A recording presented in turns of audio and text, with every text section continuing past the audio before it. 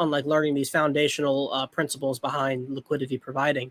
So a lot of people are like, when I listen to streams, a lot of people are like, what pairs are going to be good? What pairs are going to like be able to give us a lot of yield, but like not experience a lot of permanent loss? And that's been the big question around this discussion. It is the impermanent loss part.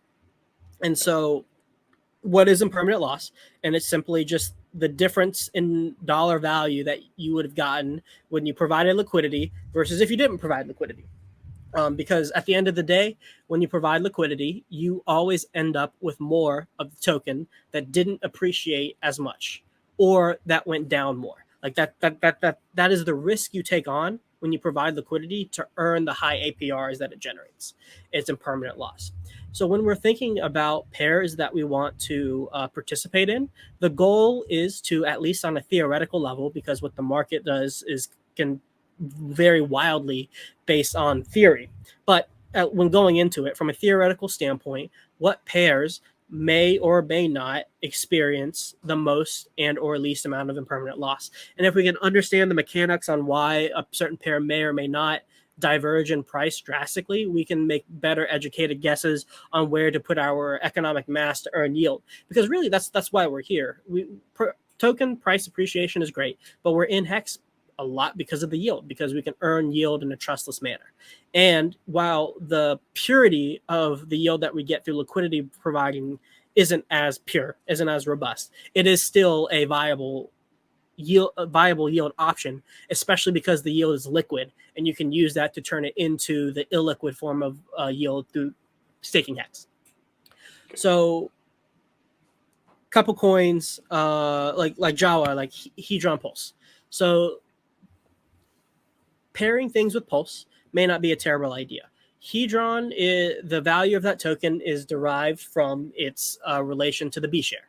So it's so that's where its theoretical value is tied to, and then Pulse is the entire system, the value of in the entire system. So the question you have to ask yourself is, do you think the value of the B share is going to move proportionally to the price of Pulse? And then you have to taper that with the how young Pulse is. So do you think, because Pulse is young and there's a lot of attention, is it going to move disproportionately to Hedron over time? Or do you think the rate of the B share, do you think that is going to pull the Hedron price with Pulse equivalent in an equivalent manner? One interesting one that a lot of people talk about is a cross-chain assets. So EHEX, PHEX pairing. And the risk that comes into those kind of pairings has to do with if one chain is more or less successful than the other. So a lot of people like want these like EHEX and PHEX to reach price parity, but there is a chance that one or the other coin may do better because people enjoy or people are using the Ethereum or Pulse chain more. So like, for example, Pulse, the argument for Pulse PHEX would be lower fees, more retail, easier to onboard. So you get more people participating. The pro for EHEX is people have been using it. People had to pay for it extensively. You get PHEX for free, so people don't value things they get for free as much. And people had to fight for their Ethereum Hex. Like people like you, people like DCC, all the OGs, they had to fight tooth and nail to keep that Hex because of all the FUD and the antagonism that went behind the system. Went into Hex on the Ethereum side. Staking certainly helps you with that. Yeah, staking helps with that, but mentally it was tough to keep a hold of that entire time, right? So there's like a psychological value behind that token, and so that's kind of the questions you have to ask yourself if you're doing cross-chain assets. Is one going to do better than the other? We don't know. You have to see. The heuristic that I like to use for whether or not I'm going to do a liquidity pairing is, do I care on a 3 to 5 year time basis if I hold a little bit more of one coin over the other?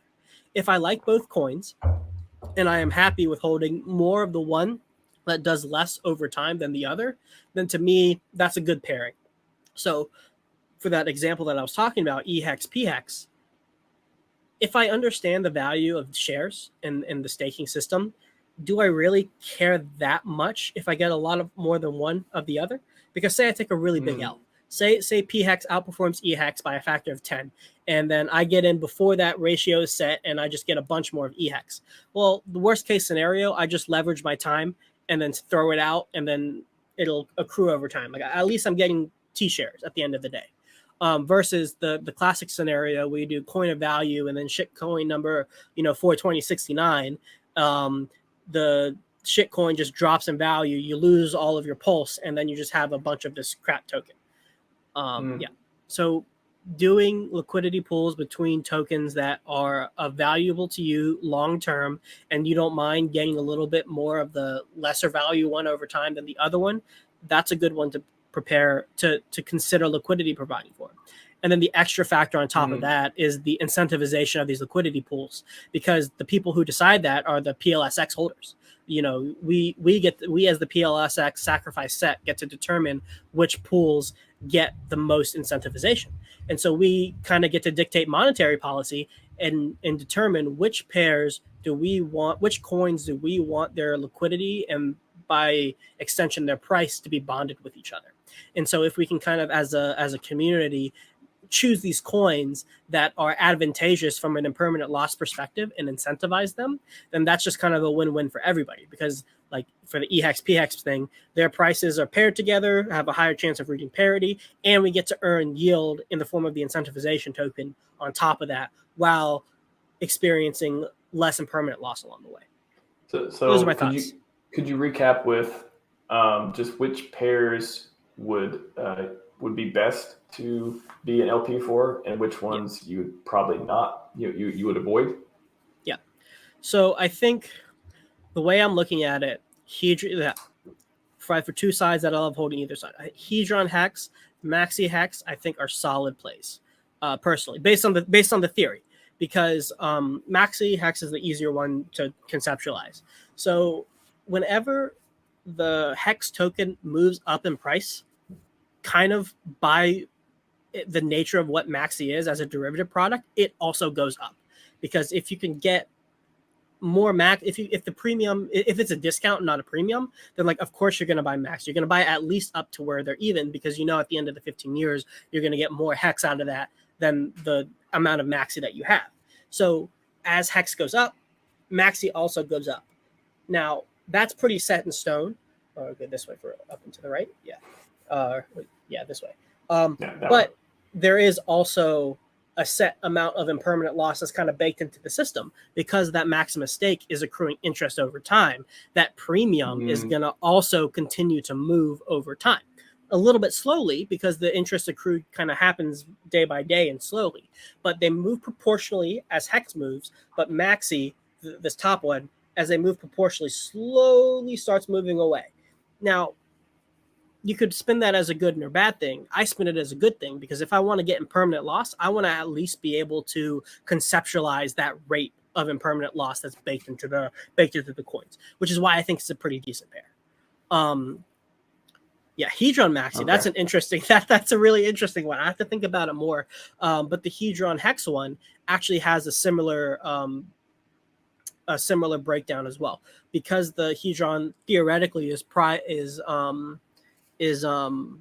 tied to the B share, and then the B share goes up whenever hex goes up in terms of price. It does that same thing, yet the B share gets more expensive because of the T share rate in terms of hex over time. So again, it does that same thing where they can theoretically go up together, but then the Hedron is going to be the one, just like with Maxi, that's going to start moving away, and that one may be a little bit more violent because the B share rate can get exponentially more expensive over time, because every single day it gets more expensive to get it in terms of hex, and then the hex price volatility is pretty high.